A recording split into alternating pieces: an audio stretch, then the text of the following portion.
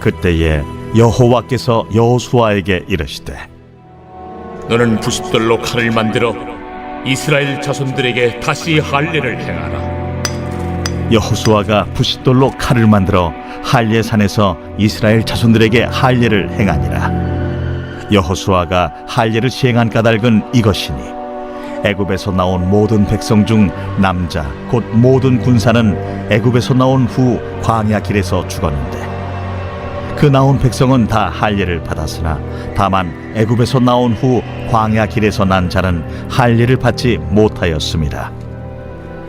이스라엘 자손들이 여호와의 음성을 청종하지 아니하므로 여호와께서 그들에게 대하여 맹세하사 그들의 조상들에게 맹세하여 우리에게 주리라고 하신 땅 곧 젖과 꿀이 흐르는 땅을 그들이 보지 못하게 하리라 하시매 애굽에서 나온 족속 곧 군사들이 다 멸절하기까지 40년 동안을 광야에서 헤매었더니 그들의 대를 잇게 하신 이 자손에게 여호수아가 할례를 행하였으니 길에서는 그들에게 할례를 행하지 못하였으므로 할례 없는 자가 되었음이었더라. 또 그 모든 백성에게 할례 행하기를 마치매 백성이 진중 각 처소에 머물며 낫기를 기다릴 때에 여호와께서 여호수아에게 이르시되 내가 오늘 애굽의 수치를 너희에게서 떠나가게 하였다 하셨으므로 그곳 이름을 오늘까지 길갈이라 하느니라. 또 이스라엘 자손들이 길갈에 진쳤고 그달 14일 저녁에는 여리고 평지에서 유월절을 지켰으며 유월절 이튿날에 그 땅의 소산물을 먹되 그날에 무교병과 볶은 곡식을 먹었더라. 또 그 땅의 소산물을 먹은 다음 날에 만나가 그쳤으니 이스라엘 사람들이 다시는 만나를 얻지 못하였고 그 해에 가나안 땅의 소출을 먹었더라.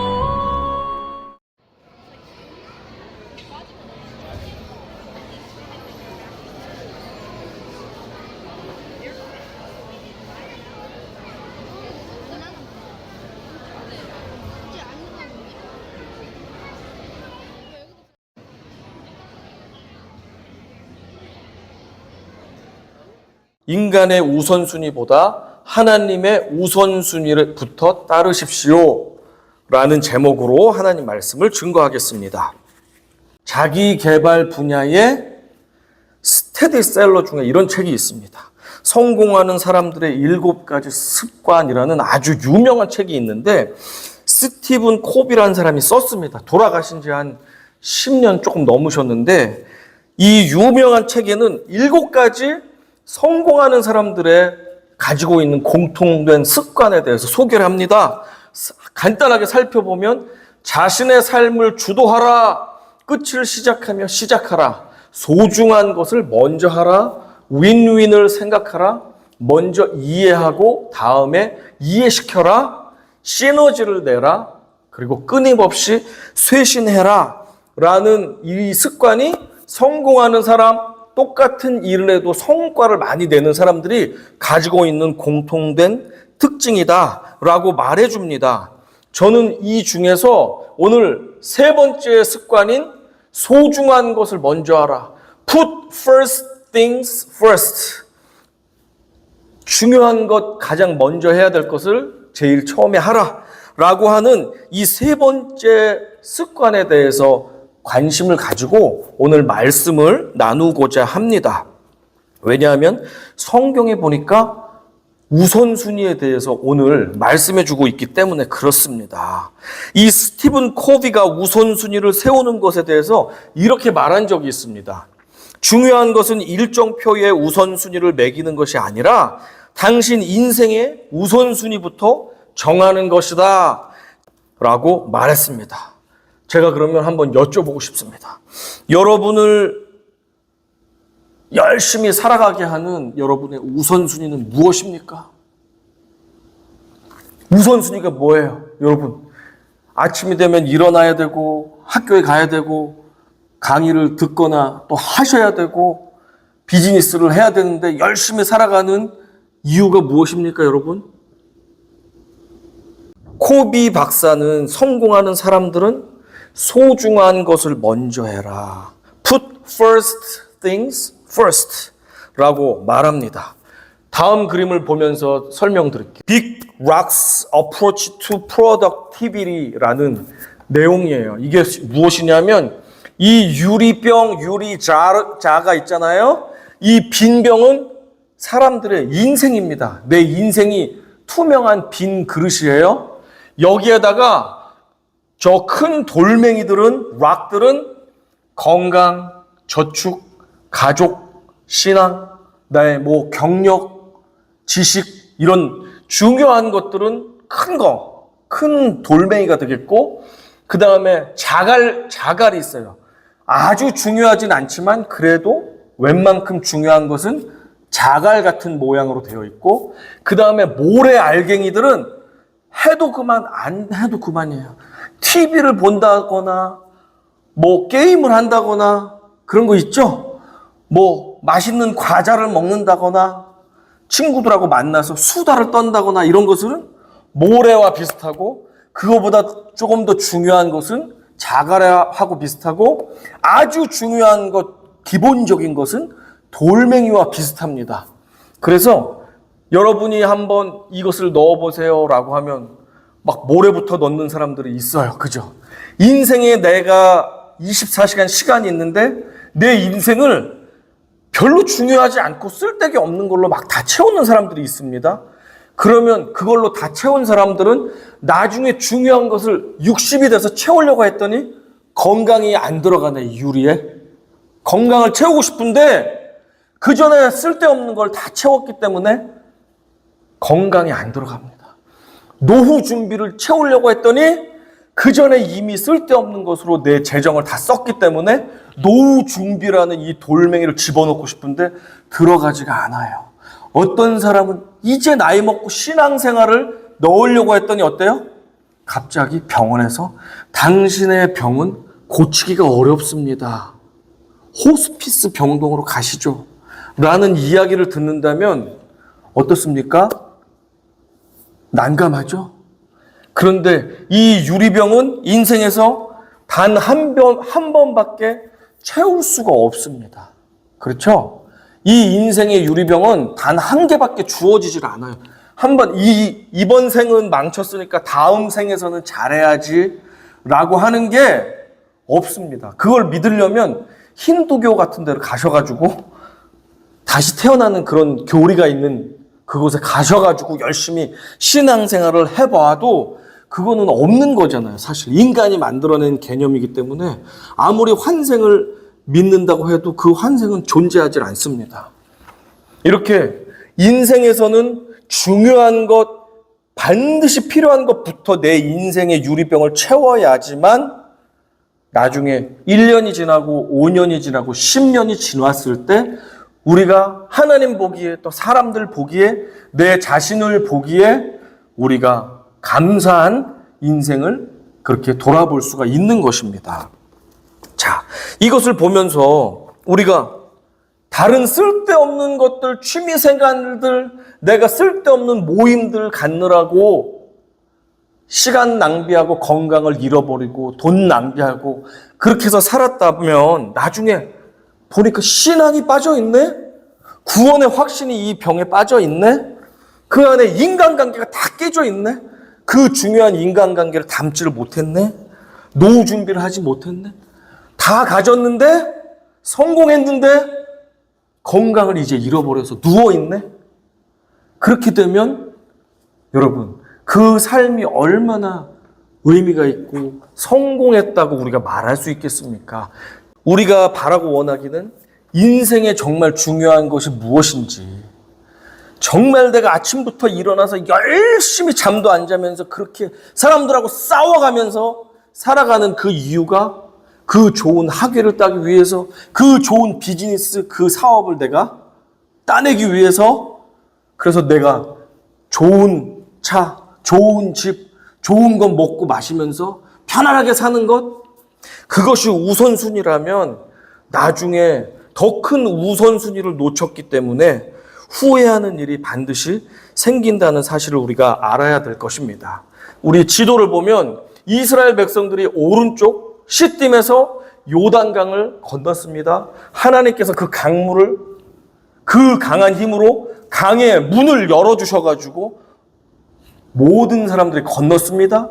그리고 예의 바르게 문을 닫아주셨습니다. 그리고 도착한 첫 번째 지역이 길갈이라는 곳이고, 이제 공략해야 되는 도시는 여리고라는 성인데, 이중 성벽으로 된 아주 철벽 같은 성이에요. 인간의 힘으로 정복할 수가 없는 성인데, 길갈에 일단 도착을 했습니다. 이 길갈에 도착해서 인간의 생각으로는 이제 도착해서 우선순위가 무엇입니까? 전쟁을 해야 되는 것은 뻔히 아는데, 그러면 우선순위가 뭐예요? 전쟁을 눈앞에 둔 사람들이 해야 되는 우선순위가 뭐예요? 빨리 군인들의 숫자를 파악하고 작전을 준비하고 군사훈련을 하고, 그 다음에 전쟁할 때 필요한 무기를 만들고, 그리고 전쟁할 때 먹을 음식을 준비하고 민간인들을 좀 대피시켜 놓고 그래야 되죠? 전쟁을 눈앞에 둔 사람들은 그래야 되잖아요. 인간의 우선순위는 전쟁 준비하는 게 가장 중요한 우선순위입니다. 그런데 신기하게도 하나님께서는 우선순위가 아닌 것 같은 것을 명령을 하십니다. 2절, 3절 같이 읽어보겠습니다. 시작. 그때에 여호와께서 여호수아에게 이르시되 너는 부싯돌로 칼을 만들어 이스라엘 자손들에게 다시 할례를 행하라 하시매. 3절. 여호수아가 부싯돌로 칼을 만들어 할례산에서 이스라엘 자손들에게 할례를 행하니라. 이렇게 되어 있죠. 이제 한국말에는 부싯돌이라고 단수 복수가 애매하지만 영어로 보면은 flint knives라고 복수로 되어 있죠. 그러니까 칼 하나로 100만 명의 할례를 베푼 게 아니라 칼을 여러 개 만들어 가지고 여러 사람을 빨리빨리 할례를 했다는 것을 우리가 이 단수 복수만 가지고도 알 수가 있습니다. 자, 이 긴박한 우선순위는 전쟁 준비인데 싸울 준비를 갖추어야 되는데 하나님은 생뚱맞게 할례를 하래. 할례는 무엇이냐면 너희들은 거룩한 백성이니까 다른 족속들하고는 달라야 돼. 나는 거룩한 백성들이 내 백성이고 내 자녀들이고 내가 그들에게만 약속의 땅 가나안을 주기로 약속했어. 그러니 너희가 정말 거룩한 백성이라면 마음을 깨끗하게 하고 몸에 그 표시를 해야 된다. 그 몸의 표시는 남성에 있는 몸의 일부분을 싹둑 잘라가지고 너희가 그것을 볼 때마다 너희는 하나님의 거룩한 백성이라는 것을 잊지 말아라. 그러니까 남자들은 항상 소변을 볼 때도 보게 되잖아요. 아, 나는 거룩한 할례 받은 백성이지 잊어버릴 수가 없습니다. 이렇게 하나님께서는 전쟁 준비가 먼저 필요한 백성들에게 전쟁 준비를 하라고 하지 않고 너희는 먼저 거룩한 표시를 해라. 거룩함을 회복해라. 몸에 할례를 해라. 몸을 정결하게 해라. 라고 하면서 거룩 명령을 합니다. 이 할례라는 것은 아브라함 때부터 거의 600년, 700년 전에 이스라엘의 최초의 조상인 아브라함부터 할례를 시작했고 대대로 아들을 낳으면 8일 만에 할례를 했습니다. 그것이 언제까지 이어졌냐면은 이집트에서 노예살이 하던 400년 이상 그 할례가 계속되었습니다. 그리고 출애굽하던 사람들도 할례를 받은 그 상태에서 출애굽을 하게 되었습니다.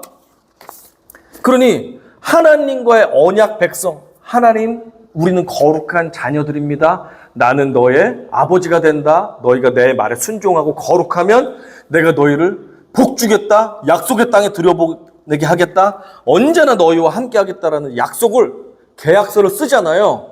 그 계약서를 쓴 게 바로 할례예요. 몸에다 계약서를 쓴 거예요.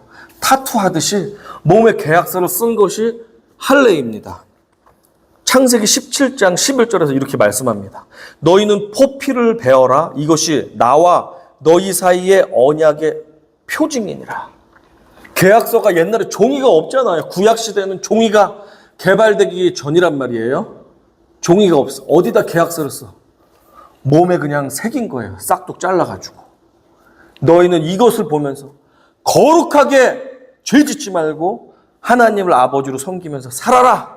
그럴 때 내가 너희의 아버지가 되고 너희를 책임져 주겠다라는 계약을 쓴 것이 바로 몸에 새긴 계약서인 할례입니다.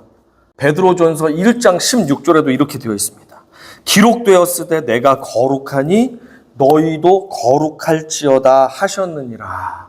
하나님이 거룩하기 때문에 너희가 거룩한 것을 보여줘라. 그 속마음을 보일 수 없으니 일단 겉으로라도 보여라. 할례를 받아야지만 내가 너희가 거룩한 것임을 인정해 주겠다라고 하셨습니다. 그런데 문제는 뭐냐면 할례를 받게 되면 거룩하고 좋은데 문제가 생겨요. 환자가 되는 것입니다. 환자. 자, 여기 제가 40년 전 저기 제 사진을 보여드릴게요. 제가 오른쪽에 있고 제 사촌 동생이 이제 왼쪽에 있는데 사촌 동생이 워싱턴에 살고 있어요. 제가 방학 때 초등학교 때 이제 한국에서는 포경 수술을 거의 유행같이 해가지고 안 하면 이상해가지고 저도 했습니다. 포경 수술을 하고 나면 이제 의사 선생님이 종이컵 같은 거를 그 수술한 데다 대준단 말이에요. 왜냐하면 생살을 막 잘랐기 때문에 무언가 속옷이나 살에 닿으면 너무 아프고 막 괴로워서 종이컵으로 이렇게 보호를 해주었습니다. 그리고 잠을 잘 때도 똑바로 자야 되고 소변을 보거나 뭐 할 때 너무 아프니까 괴로웠어요. 근데 40년 가까이 전이지만 그때마다 해도 구약 시대에 비하면 의학이 아주 현대 의학이잖아요. 그런데도 일주일 정도 걷기도 힘들고 뭐 하기가 굉장히 힘들었습니다. 환자같이 일주일을 살아야 되는 것이 이 포경 수술이고 할례도 그와 비슷하니까 비슷하기 때문에 제가 예를 들어 드렸습니다. 이제 그림을 덮어 주십시오. 네, 창피하니까 그림 덮어 주세요. 할례 받는다는 것은 이 남자들이 모두가 환자가 된다는 말이에요. 걸어 다닐 수가 없어. 옛날에는 꼬매는 기술도 없죠. 무슨 소독약도 없죠. 반창고도 없죠. 종이컵도 없잖아요. 아무것도 없단 말이에요. 그러니까 현대에서 일주일이 걸려야지 낫는 그런 상황이라면 고대에서는 2주일, 3주일이 걸려야지 날까 말까 하는 그런 일이 바로 할례였단 말입니다. 모든 남자들이 40년 만에 새롭게 할례를 받게 되었습니다. 그러니까 바로 적들은 여리고라는 무서운 성에 있는데 남자들이 다 누워있어요. 100만 명 넘는 사람들이. 그러면 적들이 이때다 하면서 공격을 하면 어떻게 됩니까? 잠깐만, 내가 아파서 싸우질 못하니까 나 다 낫고 2주만 있다가 다시 싸웁시다 라고 하면 적들이 신사적이니까 봐줍니까? 그런 거 없죠? 잘됐다 하면서 다 없애버릴 거 아니에요. 이스라엘 백성들은 하나님의 우선순위인 거룩 명령과 자신들이 우선순위라고 생각하는 전쟁 준비 사이에서 하나님의 우선순위인 거룩 명령에 순종했습니다. 그래서 황당하게도 적들이 코앞에 있는데 다들 누워가지고 환자가 되었어요. 전투력을 상실하게 되었습니다. 자신들이 자원해서. 신기하죠? 그런데 이렇게 하기 위해서는 믿음이 필요합니다. 왜냐하면 적들이 언제 밤에 쉬고 있는데 쳐들어오면 우리들은 몰살당할 수 있잖아요. 그러나 하나님께서 명령하셨으니까 하나님께서 우리를 책임져 주시겠다라고 하는 믿음이 있어야지만 이 사람들은 그것을 따를 수가 있는데 이스라엘 백성들은 그 믿음이 있었습니다. 그래서 순종하고 내가 전투력으로 잃지만 일주일, 2주일 누워 있어야 되지만 내가 하나님께서 책임지실 것이니까 순종하겠습니다 하고 먼저 거룩한 백성의 표시가 되는 할례를 받게 된 것입니다.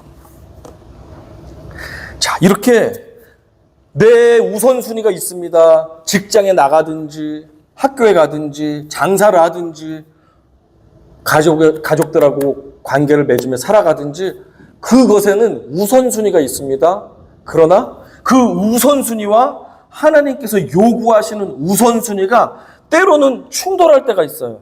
둘 다 중요하기 때문에 내가 하나를 선택해야 될 때가 있어요.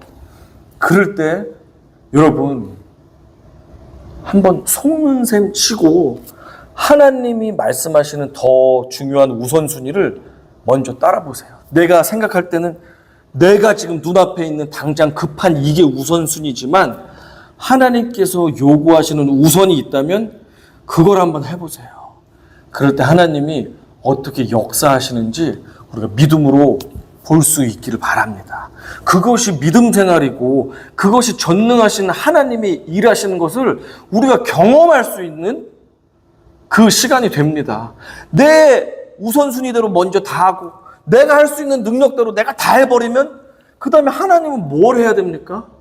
하나님은 도대체 뭘 하셔야 돼요? 내가 똑똑하고 내가 능력이 있어서 다 모든 것을 내가 다 알아서 하면 하나님은 우리 삶에서 어떤 역사를 하셔야 됩니까? 때로는 하나님의 우선순위가 내 우선순위보다 더 뒤에 해야 될 것 같지만 하나님이 우리에게 원하시는 중요한 일이 있다면 그것부터 해보세요. 그것은 예배일 수 있습니다. 그것은 희생이고 헌신일 수 있습니다. 그것은 사랑이고 용납일 수 있습니다. 아무리 바쁜 비즈니스를 계약하고 중요한 것을 계약하고 좋은 논문을 써서 발표를 하고 하는 것도 중요하지만 주님께서 지금 나에게 원하시는 그 우선순위에 내가 반응할 때 하나님은 내 우선순위도 책임져 주시고 도와주신다는 사실을 우리가 잊지 않으시길 바랍니다. 자, 이렇게 이스라엘 백성들이 가나안 땅에 들어오자마자 전투 준비가 아닌 할례라는 것을 하면서 전투력을 그냥 0으로 만든 이유가 있습니다. 이것은 그러니까 가나안 땅에 들어가기 위한 출입증을 발급받은 거나 마찬가지예요. 주민등록 번호를 받은 거나 마찬가지고 소셜 시큐리티 카드를 받은 거나 마찬가지고 포토 아이디 받은 거나 마찬가지예요. 하나님은 거룩한 나의 백성들만이 이 가나안 땅에 들어가는 자격을 주기를 원하셨고 그 자격이 바로 할례 받고 거룩성을 회복한 백성들이야만 했습니다. 그러니까 아무리 내가 훌륭해도 하나님이 요구하시는 그 자격 요건인 할례, 거룩함의 상징을 받지 않으면 그 사람은 아무리 경건하고 훌륭한 사람이라 해도 가나안 땅을 상속받을 수가 없었습니다. 그러니까 40년 동안 이스라엘 백성들이 왜 할례가 없었는지 생각해 보면 그들은 하나님의 거룩한 백성이기를 스스로 포기했습니다. 그리고 하나님의 명령 가나안 땅을 취하라 가지라고 했는데 우리는 안 가집니다 하고 거절했고 12정탐꾼이 갔을 때 10명이 그 정탐한 것 나라를 차지하는 것을 포기하고 결국에는 하나님의 뜻을 말하고 있는 모세와 아론을 죽이려고 했습니다. 그렇게 하면서 하나님을 대적하니까 하나님께서는 너희들은 40년 동안 가나안 땅에 들어갈 수가 없다라고 하였고 할례도 할례해라라는 말을 아예 하지 않으세요. 너희들은 내가 제껴 놓았다, 버렸다.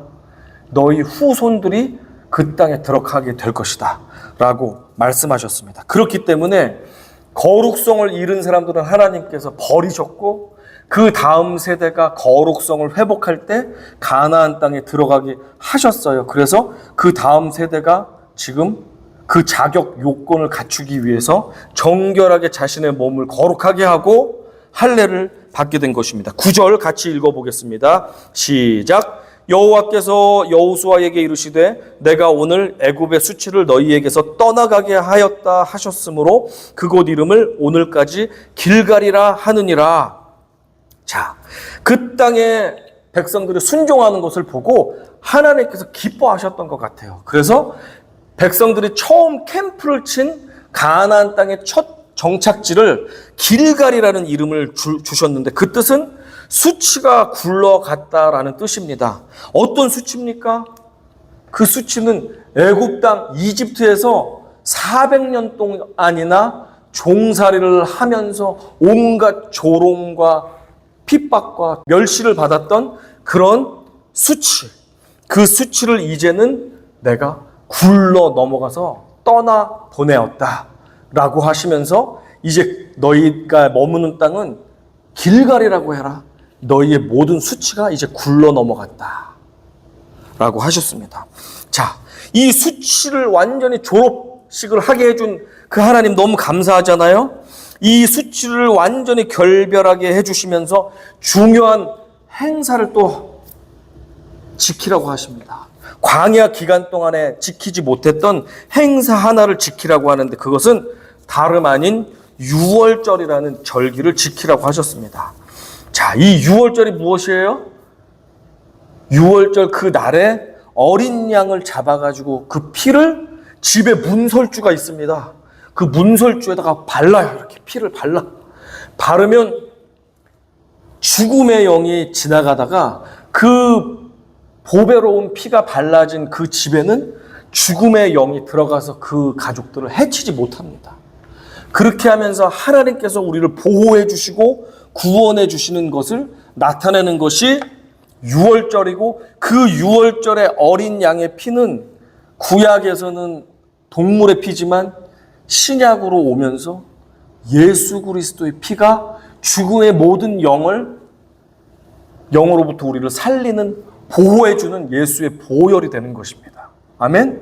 그래서 구약에는 진짜 동물 피를 발랐지만 예수님이 오시고 나서는 예수님이 십자가에서 흘리신 피가 유월절에 그 어린 양의 피를 대신 대체를 하게 됐어요. 그래서 우리는 그 예수님의 피를 믿음으로 믿기만 하고 취하기만 하면 우리의 삶에 예수님의 보혈이 발라집니다. 어떠한 죽음의 영도 우리를 넘어뜨릴 수가 없게 됩니다. 아멘? 그래서 유월절이 중요합니다.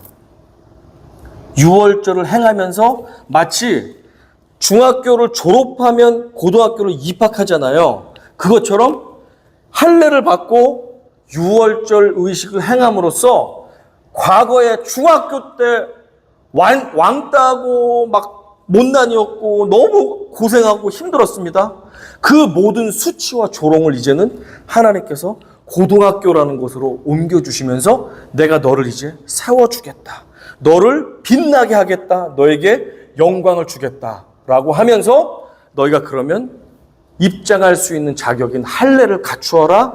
그리고 유월절 예식을 해서 어떠한 죽음의 영이 너희를 틈타지 못한다는 것을 너희가 다시 한번 기억하도록 해라.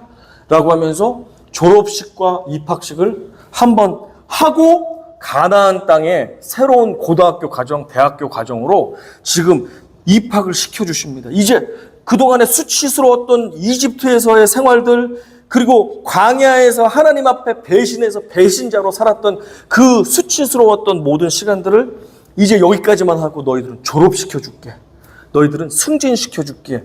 라고 하면서 유월절이라는 졸업식이자 입학식, 그 중요한 행사를 지금 치루라고 하시는 것입니다. 10절 읽어보겠습니다. 또 이스라엘 자손들이 길갈에 진쳤고 그달 14일 저녁에는 여리고 평지에서 유월절을 지켰으며, 그래서 첫째 달 10일에 요단강을 건넜고 4일이 지난 것입니다. 4일이 지나서 이스라엘 백성들이 유월절을 지켰는데 보니까 순서를 보니까 할례를 받고 나서 바로 이어서 유월절을 지켰단 말이에요. 그러니까 할례를 받고 어떻게 해요? 허리를 편하게 펼 수 있어요? 남자들이? 아프잖아요. 그러니까 다 이렇게 쭈그리고 아픈데 유월절을 지키라고 하니까 이제 빨리 중학교 때 아픈 시절들은 왕따 당하고 매 맞고 욕 얻어맞고 애들한테 놀림 당했던 시간들을 하나님께서 정리시켜 주시고 이제는 좋은 학교에서 내가 영광스럽게 장학생이 되면서 선생님들과 친구들에게 사랑을 받으면서 새로운 학교로 전학을 이제 입학을 하는데 이 식을 하라 하니까 아프지만 기쁜 마음으로 유월절에 참여했겠죠.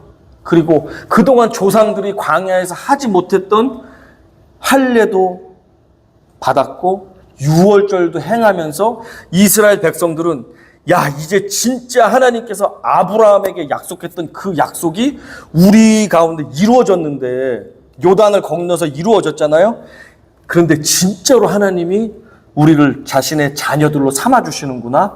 이제는 과거의 수치로부터 졸업시켜주시고 새로운 영광스러운 땅으로 우리를 승진해서 입학시켜주시는구나. 얼마나 감사하며 얼마나 찬양과 기쁨이 넘쳤겠습니까? 그렇게 들어가게 되었습니다.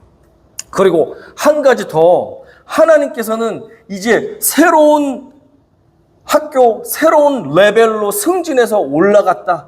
이전 것은 깨끗하게 이제 털어버려라 하면서 새로운 과정 가운데 들어갔다는 증거를 또 하나 보여주시는데 11절과 12절에서 나오고 있습니다. 읽어보겠습니다. 11절 시작.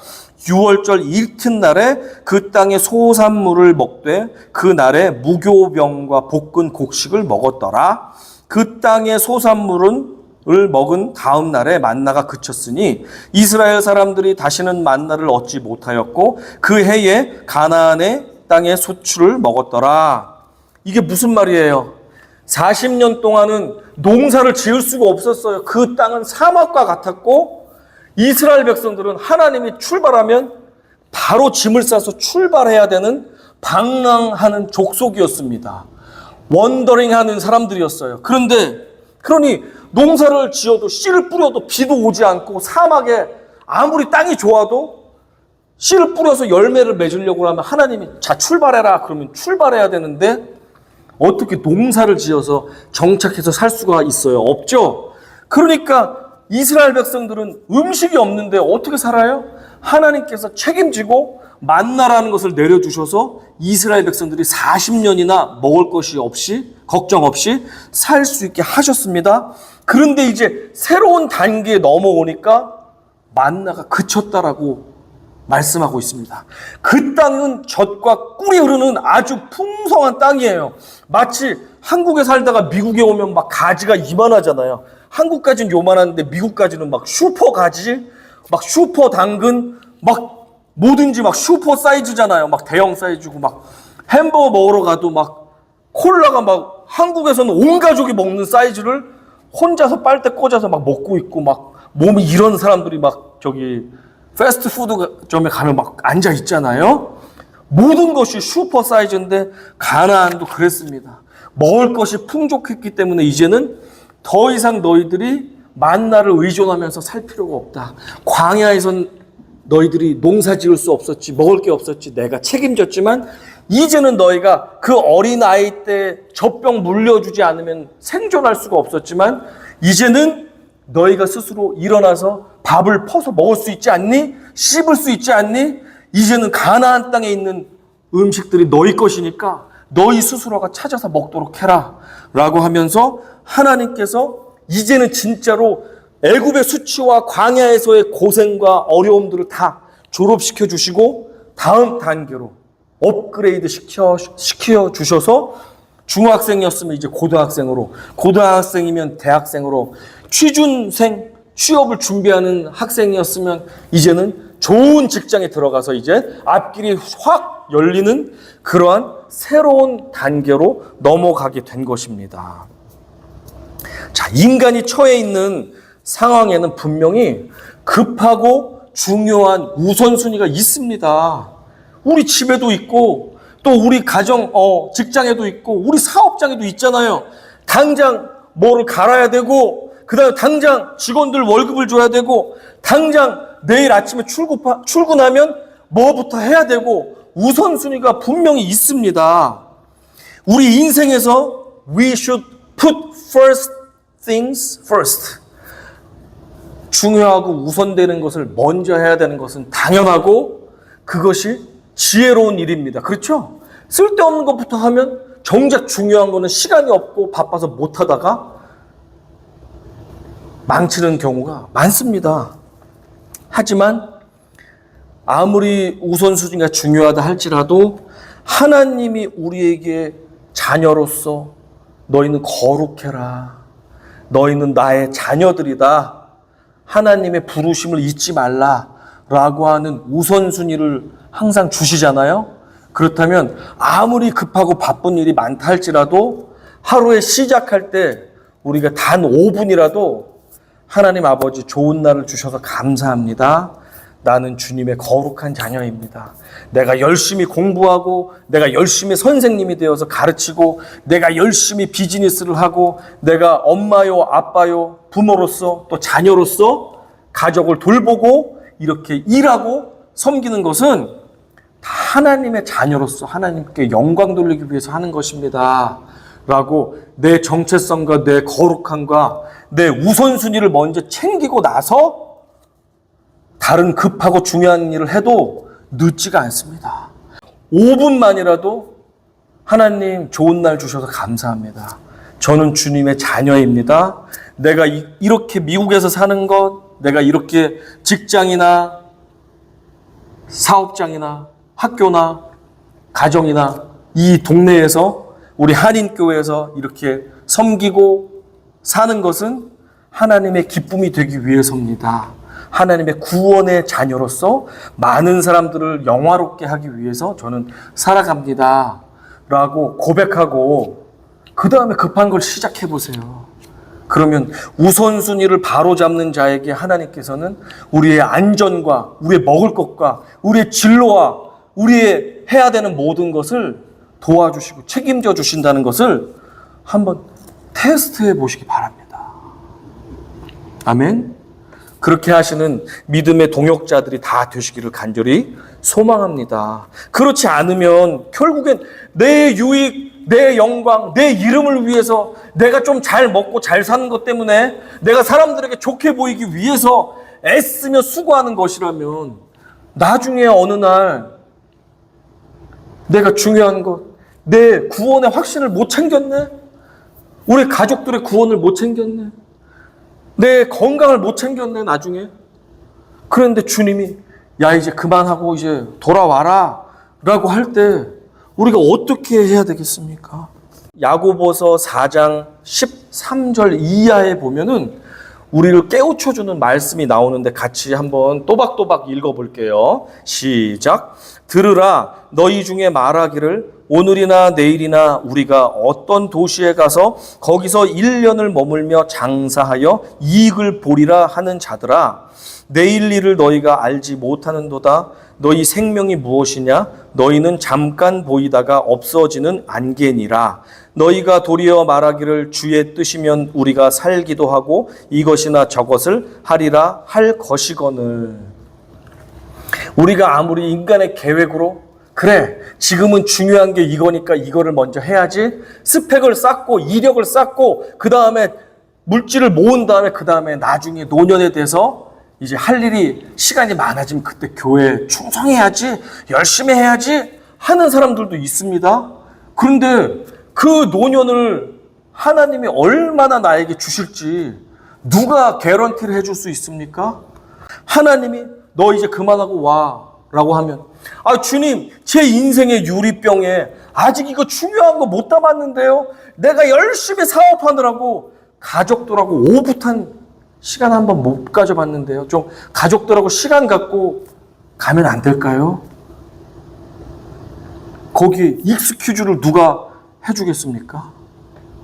우리의 인생은 한치 앞을 알 수가 없는데 지금 이 시간 우리가 중요한 것에 집중하지 못하고 하나님께서 기뻐하시는 일을 하지 못하고 내 눈에 보이기에 좋고 사람들이 보이기에 멋져 보이는 것, 내 욕심을 채우기 위해서 애를 쓴다면 그 다음에 중요한 것을 결국 놓치게 된다면 이것이 무슨 유익이 있고 무슨 기쁨이 있고 거기에 무슨 행복과 자랑이 있겠습니까? 우선순위를 놓치고 산다면 결국에 가서는 정말로 후회할 수밖에 없습니다. 우리 삶에는 언제나 중요하고 급한 일이 항상 있습니다. 항상 중요한 일, 항상 급한 일 때문에 우리는 쫓기면서 삽니다. 언제나 여유 있었던 데가 없어요. 우리의 인생에서 가장 중요한 것은 하나님의 자녀로서 우리가 어떻게 살아가는가. 그것은 어떠한 세상에 급한 것보다도 우리의 정체성을 알아가는 것, 우리가 더러운 죄악과 섞이지 않고 거룩함을 회복하는 것이 가장 중요한 우선순위임을 우리가 발견하기를 원합니다.